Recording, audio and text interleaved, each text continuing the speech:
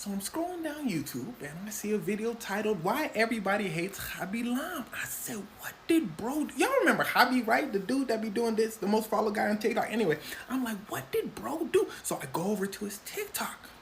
Nothing seems out of sorts until I click his comments, and well, Khaby has a problem. So the more recent his videos, the more comments you see hating on the video. Now, this part's important. The comments themselves are more or less always the same. Stuff like, this is getting old. Put the fries in the bag, bro. I didn't know what that meant until someone said that under my video. And then someone defended me. And then the person came back saying, yeah, you know, he's pretty funny. I'm just talking.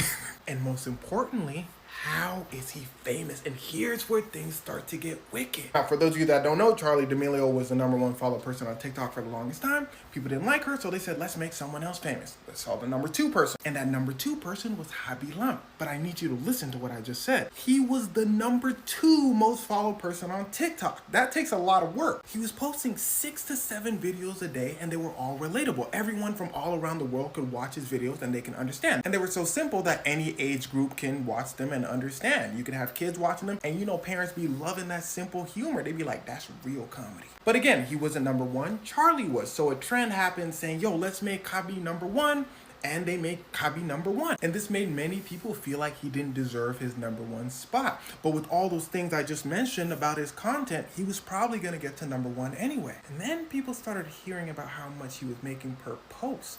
About $1 million. People said, Khaby, he said. They said, you making too much money, he said.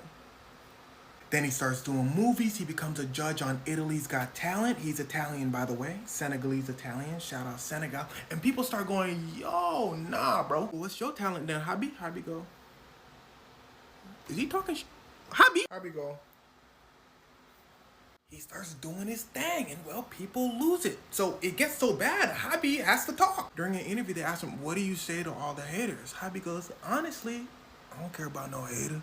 I'm trying to do movies for real. Like, I don't care about that little TikTok shit. He didn't say that about TikTok. I just got carried away. But anyway, he starts doing movies and he really stops posting on TikTok as much. But when he does post, you start seeing comments hating. And that hate is really starting to build steam. Because at this point, it's kind of like a trend. Like I told you, the comments you see on his videos are similar. People see that the hate is getting popular, so they keep commenting what they saw on the last video more and more and more, and yeah. And something I found kind of interesting is it's mostly his American audience that's saying comments like this. You know how we be in America. And people from elsewhere all over the world are just saying how much they love his videos. But since he didn't really do anything crazy, I'm sure this whole thing will just blow over.